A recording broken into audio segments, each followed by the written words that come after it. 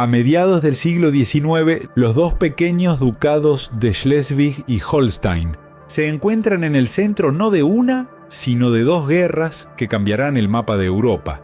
Las fuerzas emergentes del nacionalismo y la revolución enfrentan a Dinamarca contra la Confederación Germánica en 1848 y nuevamente en 1864. Son las guerras de Schleswig. En 1815, las guerras napoleónicas llegaron a su fin y el Tratado de Viena estableció un nuevo orden de paz en Europa, un orden que pretendía revertir la Revolución Francesa y restaurar una Europa de reyes y príncipes. Dinamarca y Noruega fueron separadas en ese acuerdo, dejando un reino danés más pequeño. El viejo Sacro Imperio Romano-Germánico había desaparecido y en su lugar, las potencias crearon una compleja confederación germánica compuesta por estados independientes de habla alemana, siendo Austria y Prusia los más poderosos. Pero no todos los miembros de la confederación eran alemanes. El rey de Dinamarca también era duque de los ducados confederados de Holstein y Lauenburg. Además, el rey danés también ostentaba el título de duque de Schleswig, que no pertenecía a la confederación, pero tenía una población mixta de habla danesa y alemana. Estos tres ducados aportaban cerca de la mitad de los ingresos económicos de la corona danesa, una receta para el conflicto en una época de creciente nacionalismo, tanto en Dinamarca como en las tierras alemanas, especialmente en Prusia, aunque las grandes potencias habían derrotado a Francia y tratado de borrar el impacto de la Revolución Francesa. Sus ideas de nacionalismo moderno y democracia republicana no desaparecerían fácilmente. En 1848, las revoluciones se extienden por gran parte de Europa. Primero en Francia, luego en Italia, Polonia, Hungría, la Confederación Germánica y Dinamarca. Los revolucionarios eran un grupo diverso. Algunos eran liberales que deseaban poner fin al poder absoluto de los príncipes, otros provenían de movimientos sociales que exigían mejores condiciones para los pobres, mientras que los nacionalistas querían estados-nación, definidos por una lengua o cultura común. Todos estos ideales chocaban con el poder tradicional de reyes y nobles. En marzo de 1848 estalla la revolución en las tierras alemanas y en Dinamarca. En Berlín, las tropas del rey prusiano Federico Guillermo IV abren fuego contra los manifestantes, matando a 270 personas. Las tropas prusianas también ayudan a otros estados alemanes como Baden a reprimir los levantamientos. La monarquía unificada danesa, un término general para el reino de Dinamarca y los tres ducados independientes, gobernados por separado por el rey danés. Enfrenta desafíos desde dos direcciones. En Copenhague, los nacionalistas daneses exigen un Estado nacional danés más claramente definido. Sostienen que Dinamarca termina en el río Eider, la frontera entre el Ducado Independiente de Schleswig y el Ducado de Holstein, que es parte de la Confederación Germánica. Los llamados daneses del Eider afirman que Schleswig pertenece a Dinamarca, mientras que Holstein podría seguir separado. Los nacionalistas alemanes de Schleswig y Holstein, por su parte, tienen una visión completamente distinta. Insisten en que Schleswig-Holstein es una sola entidad indivisible, que debe formar parte íntegra de la Confederación Germánica, basándose en un documento del siglo XV, que estipula que debían permanecer unidos para siempre. La complejidad del problema no escapa al secretario de Exteriores británico, Lord Palmerston. La cuestión de Schleswig-Holstein es tan complicada que solo 3 personas en Europa la han entendido. Una fue el príncipe Alberto, que ya está muerto. La segunda fue un profesor alemán que enloqueció. Y yo soy el tercero. Y ya lo he olvidado todo. Los nacionalistas daneses y alemanes presentan cada uno una lista de demandas al rey Federico VII de Dinamarca. Los daneses de Eider quieren una nueva constitución para Dinamarca, que integre Schleswig al reino y asegure que los otros 2 ducados sigan siendo gobernados por reyes daneses en el futuro. Los nacionalistas alemanes de Schleswig y Holstein, en cambio, hacen una exigencia completamente incompatible.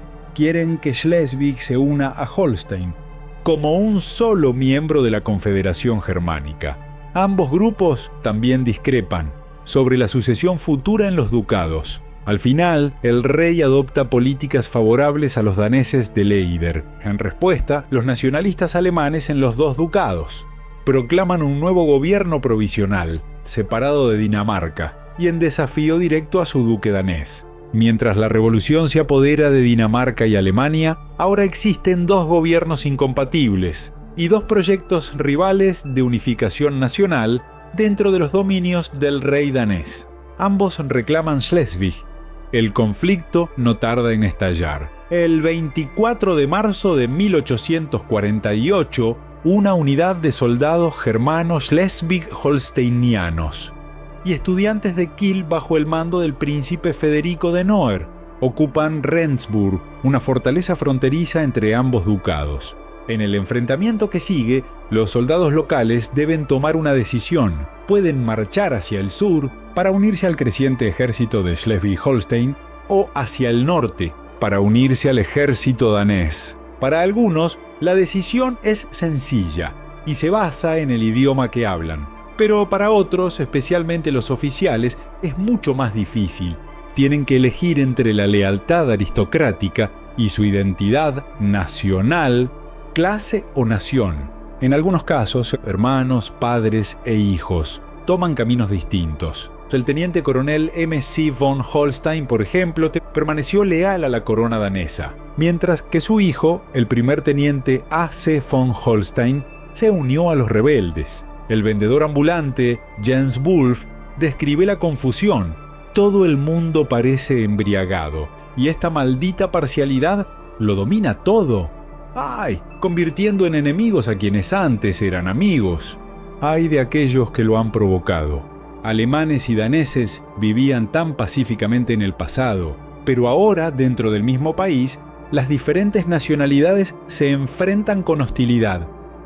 El 28 de marzo, los schleswig-holsteinianos piden ayuda a la Confederación Germánica, especialmente a Prusia. Los daneses también solicitan apoyo a Prusia, pero Berlín les advierte que no movilicen tropas hacia el sur. La opinión pública prusiana apoya a los rebeldes y el gobierno real ve una oportunidad para restaurar su prestigio tras los conflictos con la revolución. El 4 de abril, tropas prusianas y de la Confederación entran en Holstein y así comienza la Primera Guerra de Schleswig, conocida en Dinamarca como la Guerra de los 3 años. Los ejércitos desplegados en 1848 sumaban decenas de miles de soldados, mucho menos que en tiempos napoleónicos.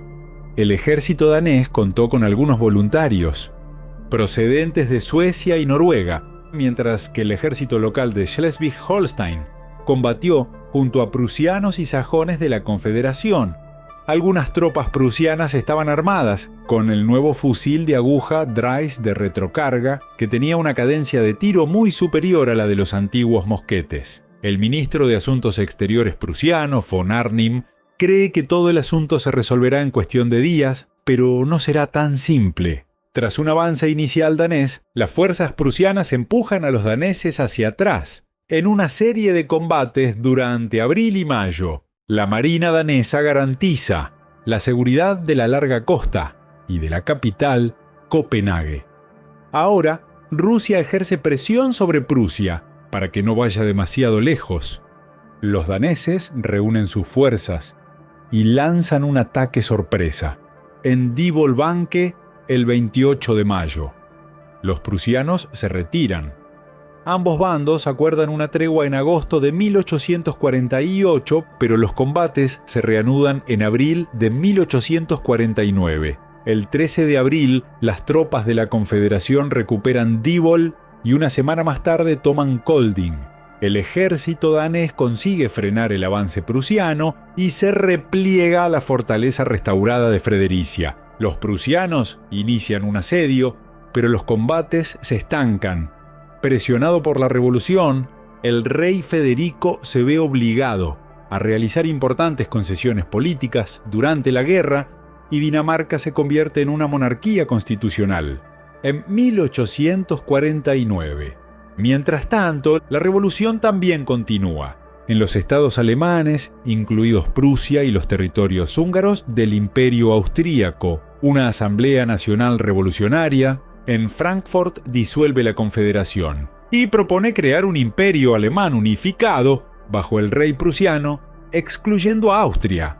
Pero el rey Federico Guillermo IV rechaza aceptar semejante oferta de parte de simples ciudadanos. Finalmente, los reyes y príncipes alemanes logran reprimir las rebeliones nacionalistas en casa, lo que significa que hay menos apoyo popular. Para la causa de los alemanes en Schleswig-Holstein, los daneses aprovechan el momento de debilidad y lanzan una ofensiva desde la fortaleza para romper el asedio.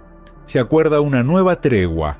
Dinamarca y Prusia enfrentan cada vez más presión internacional para poner fin a la guerra. Así, ambos estados acuerdan una paz blanca. En julio de 1850, simplemente cesan las hostilidades. Schleswig permanece bajo el rey danés y los alemanes de Schleswig-Holstein pierden el apoyo del ejército de la Confederación. Poco después, Dinamarca pasa a la ofensiva. 37.000 daneses, bajo el mando del general Gerhard Christoph von Krogh, atacan a los rebeldes aislados que cuentan con unos 27.000 hombres, bajo el mando del ex general prusiano Wilhelm von Willisen. La batalla de Idstedt está marcada por el mal tiempo y la confusión, mientras los daneses avanzan contra las posiciones defensivas de Schleswig-Holstein, situadas junto a varios pequeños lagos.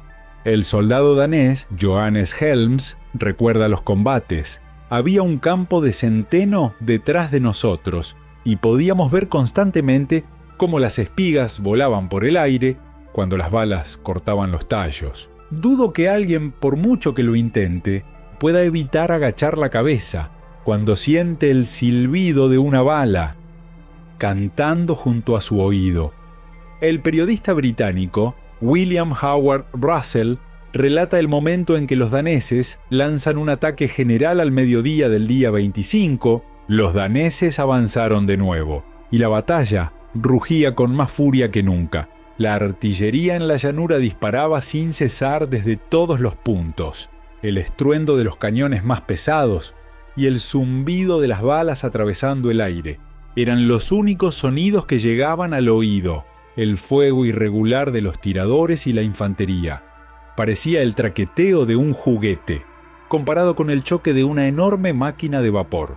Russell también comenta cómo los campesinos locales eran forzados por los soldados a llevar sus carretas al frente para transportar a los soldados heridos. La batalla de Isted es una de las más sangrientas de la historia danesa, con casi 7.000 muertos o heridos entre ambos bandos. Pero aunque los daneses toman la iniciativa, aún no se trata de una victoria decisiva. Con las tropas exhaustas, los movimientos nacionales reprimidos y la presión internacional en aumento, ambas partes acuerdan hacer las paces. La primera guerra de Schleswig termina con una victoria parcial para Dinamarca, y los diplomáticos de Europa se reúnen en Londres para organizar la paz. En agosto de 1850, Francia, Inglaterra, Rusia, Suecia, Dinamarca, Prusia y Austria se reúnen en Londres para redactar un tratado de posguerra, el cual revisan nuevamente en 1852.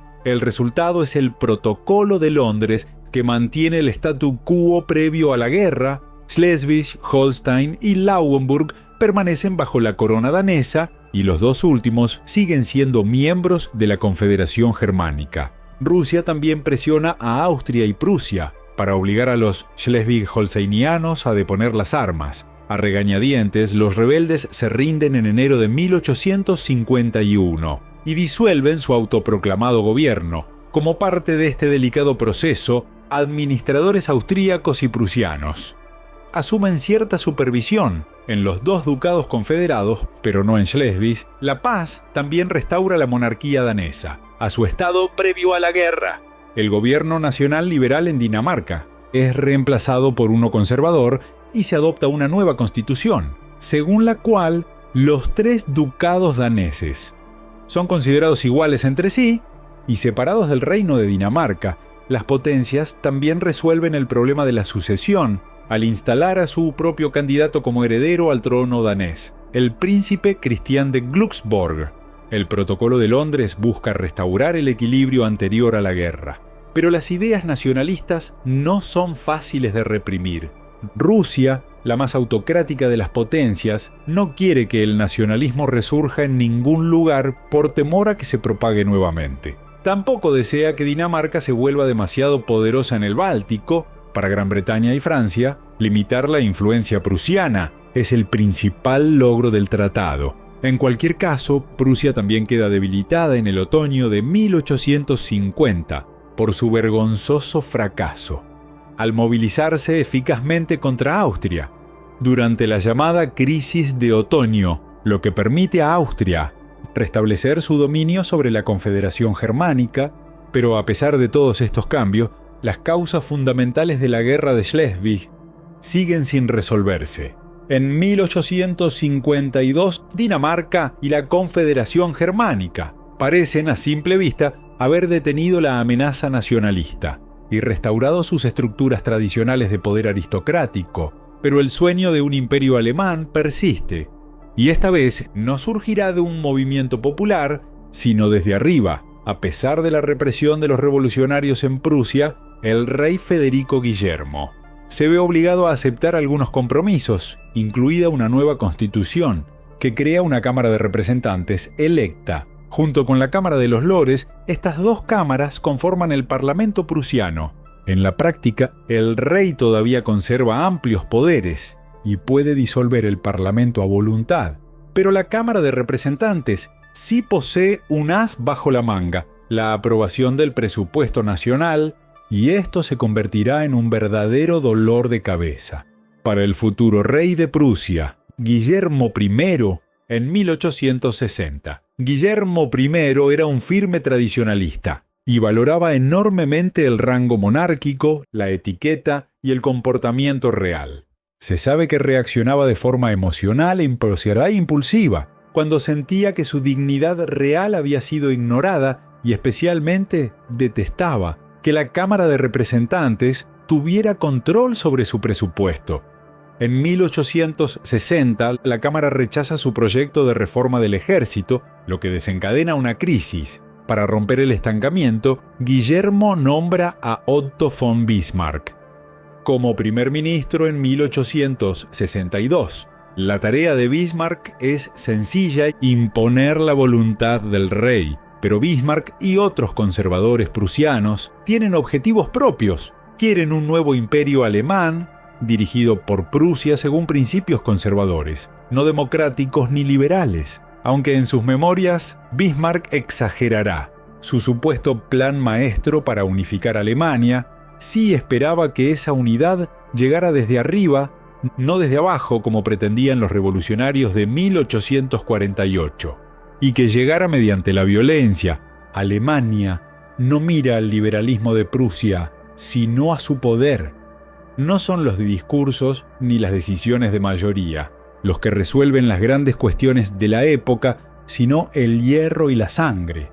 El tema de Schleswig es útil para el oportunista Bismarck y sus aliados conservadores. Los nacionalistas liberales lo están usando para ganar apoyo electoral, pero si Bismarck logra resolverlo, podría fortalecer el control conservador sobre los esfuerzos de unificación nacional y desplazar a los liberales. El momento político también es perfecto. Para los imperialistas prusianos, desde 1857, los liberales nacionales ganan influencia en Dinamarca, y hacia 1860 vuelven a adoptar la política de Leider, tratando de unir más estrechamente Schleswig a Dinamarca. Las tensiones alcanzan su punto máximo en noviembre de 1863.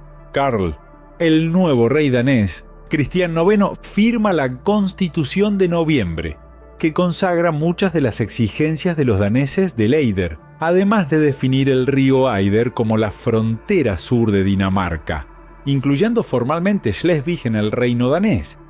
También introduce medidas para danificar a los germanoparlantes de Schleswig. Para los Estados miembros de la Confederación Germánica, esto representa una violación del Protocolo de Londres. La Confederación moviliza un ejército combinado amparada en una cláusula que le permite castigar a miembros como el rey de Dinamarca que incumplen sus deberes. Las tropas se apresuran hacia el norte, a través de las nuevas líneas ferroviarias, y el 23 de diciembre de 1863, tropas prusianas, austríacas, sajonas y hannoverianas entran en Holstein y Lauenburg sin resistencia. Dinamarca y la Confederación Germánica están al borde de una nueva guerra. Mientras las nubes de guerra se acumulan nuevamente sobre Schleswig, la Confederación emite un ultimátum a Dinamarca: revocar la Constitución de noviembre o enfrentarse a una acción militar. Dinamarca se niega. La Segunda Guerra de Schleswig ha comenzado. También conocida como la Primera Guerra de Unificación Alemana o simplemente 1864. Tropas prusianas y austríacas entran en Schleswig el 1 de febrero de 1864. Sus comandantes quieren una victoria rápida antes de que otras potencias europeas puedan intervenir. Los austroprusianos despliegan unos 60.000 hombres, con refuerzos en camino, mientras que los daneses disponen de alrededor de 38.000. La artillería prusiana cuenta ahora con cañones de retrocarga de acero, de 4 y 6 libras, gracias en parte a las conexiones políticas del fabricante Alfred Krupp. Un periódico de Berlín ya lo llama el rey de los cañones. Pero los oficiales prusianos aún están divididos sobre cómo organizar mejor la artillería y si deben usar cañones de retrocarga o avancarga, estriados o de ánima lisa. La infantería prusiana sigue equipada con el fusil de aguja Drais, de disparo rápido y superior a los mosquetes de avancarga daneses. La estrategia inicial de Dinamarca consiste en mantener 3 posiciones de flanco: Ebeltoft en el norte, Fredericia en el centro y posiciones en el sur. Quieren defender la península de Jutlandia en un eje norte-sur con el objetivo de agotar al enemigo mediante marchas inútiles y luego usar su poderosa marina para lanzar contraataques rápidos por mar. Pero la necesidad política percibida supera la lógica militar. Los políticos daneses anulan a sus generales e insisten en defender el Danevirke, una antigua línea defensiva. A comienzos de febrero, las tropas prusianas y danesas intentan romper la línea, pero los daneses los rechazan. En la batalla de Misunde, los daneses confían en que la marina protegerá los flancos extremos de la línea, pero el hielo, causado por un invierno excepcionalmente frío, mantiene a la flota lejos del combate. Los prusianos se dan cuenta de la situación y comienzan a cruzar los pantanos congelados alrededor del río Schlei, mientras los austríacos rompen la línea danesa en Königshügel. El comandante danés, Christian Julius de Mesa, reconoce el peligro y ordena la retirada de sus tropas hacia Divoll el 5 de febrero. Su decisión probablemente salva parte del ejército, pero el gobierno danés se molesta por la retirada, destituyen a de Mesa y lo reemplazan con el general Gerlach. Divoll, el sitio de intensos combates durante la Primera Guerra de Schleswig, vuelve a convertirse en un sangriento campo de batalla. Los prusianos rodean lentamente la fortaleza y la bombardean durante 2 meses, culminando en un ataque de 4.700 proyectiles. En el último día, muchas de las fortificaciones más antiguas quedan reducidas a escombros y las tropas prusianas atacan el 18 de abril de 1864. Gerlach solicita permiso a Copenhague para retirarse, pero el primer ministro danés y su ministro de defensa se niegan. Le ordenan mantener la línea a toda costa. Los prusianos superan en número a los daneses por aproximadamente 2-1 y en apenas 30 minutos. Obligan a los daneses a abandonar sus trincheras y reductos, replegándose hacia el molino de Divoll. Pero cuando los prusianos inician la persecución, la 8ª Brigada danesa lanza un contraataque apoyada por fuego naval. El oficial danés Adolf Wilhelm Dinesen recuerda el momento. Toda la línea se lanzó hacia adelante, entre zarzas y piedras, a través de pantanos y charcos, cruzando cercas y diques, a través del hierro y el plomo, siempre hacia adelante, hacia el enemigo. Asaltamos el molino por todos los lados, disparamos y abatimos a todo el que resistía, y perseguimos a los enemigos horrorizados, hasta dentro del edificio. Allí no había espacio para apuntar ni usar la bayoneta. Se soltaron los fusiles, se desenvainaron los sables, y se luchó a puñetazos. Humo y sangre, el estruendo de las armas y los gritos llenaban el patio. El contraataque le da tiempo a las unidades danesas en retirada para cruzar los puentes flotantes hacia Sonderborg. Pero luego una nueva carga prusiana empuja a la 8ª Brigada hacia atrás, con fuertes bajas. Dinesen sobrevive y escribe: la carga prusiana es abrumadora, una destrucción total. Cuando el molino cae, nos encontramos justo afuera, atrapados en un tiroteo con el enemigo. Sabemos que no podremos resistir mucho más y comenzamos a recibir fuego de enfilada. Pronto entendemos que la batalla de Diboll ha llegado a su fin. Alrededor de 2.000 soldados daneses mueren o resultan heridos en Diboll, aproximadamente el 10% de todo el ejército danés. Es el punto de inflexión de la guerra. Bismarck ofrece negociar, así que ambas partes acuerdan una tregua en julio y se reúnen en Londres. Bismarck propone entregar a Dinamarca la parte norte de Schleswig, de mayoría danesa, a cambio de ceder el sur. Pero el gobierno danés se niega y mantiene su política de frontera hasta el río Eider. El rey Cristián incluso sugiere que Dinamarca se una entera a la Confederación Germánica, pero Bismarck lo rechaza.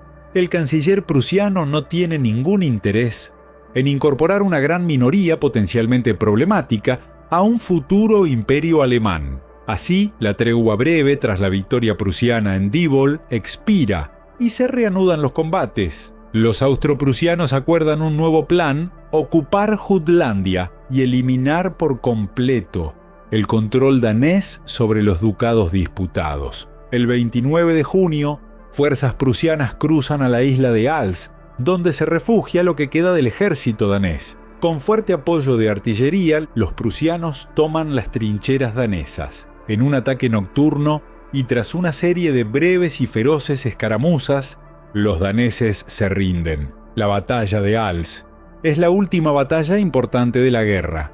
Poco después, los austroprusianos ocupan toda Jutlandia, lo que obliga a los daneses a volver a la mesa de negociaciones. En total, unas 10.000 personas han muerto o resultado heridas. Esta vez, las demandas austroprusianas no hablan de compromiso, exigen la separación de Schleswig, Holstein y Lauenburg de la corona danesa, y el rey Cristián no tiene otra opción más que aceptar.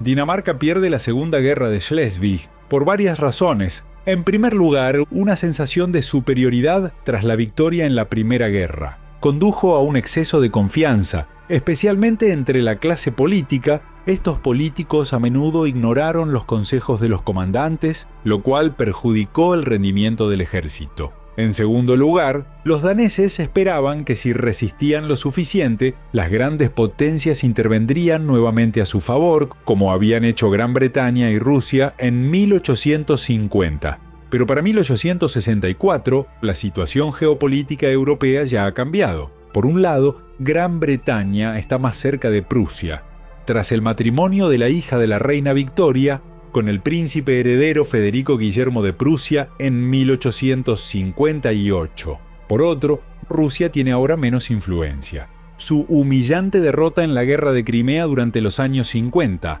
redujo su prestigio y, de todos modos, estaba en deuda con Prusia por su ayuda para sofocar la rebelión polaca en 1863.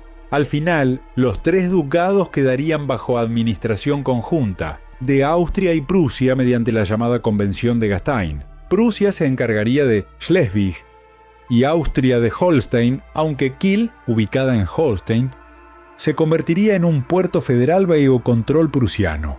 Prusia luego compra Lauenburg a los austríacos por 2,5 millones de Reichstaler daneses y Bismarck mismo se convierte en su duque. Pero la Convención de Gastein es un acuerdo frágil. Prusia y Austria tienen ideas completamente distintas sobre los nuevos ducados. Prusia quiere anexionarlos, mientras que Austria quiere que sigan siendo independientes. Para Bismarck, la convención no es más que una solución temporal, el encolado de las grietas del edificio. Y esa cola no tardaría en despegarse. La Segunda Guerra de Schleswig, aunque relativamente breve, tiene una enorme influencia en la historia europea. La guerra sigue ocupando un lugar importante en la memoria cultural de Dinamarca. Poco después del conflicto, la batalla de Diboll y especialmente el contraataque fallido de la 8ª Brigada es elevada a símbolo heroico de la resistencia contra el militarismo prusiano. Esto permite desviar convenientemente la narrativa de los errores políticos y militares. El desastre de 1864 no puede ignorarse. Marca la culminación del declive de Dinamarca como potencia europea durante los 2 siglos anteriores, además de la pérdida de sus tierras más ricas, derrotada en el campo de batalla. La búsqueda danesa de significado nacional se vuelve hacia lo pragmático, lo cultural y lo pastoral. Para los Estados miembros de la Confederación Germánica, especialmente los incómodos aliados Prusia y Austria, 1864 es un paso más hacia el conflicto. Prusia es una potencia en ascenso y su papel en la guerra añade aún más tensión. A la pregunta sobre si Prusia reemplazará a Austria como potencia líder dentro de la Confederación, la victoria frente a Dinamarca fortalece también las posibilidades de que Prusia lidere la unificación alemana en un futuro imperio. Solo 2 años más tarde, esa ambición será la motivación para que Prusia inicie otra guerra, una que cambiará el equilibrio de poder y pondrá fin a la Confederación Germánica. Gracias por ver.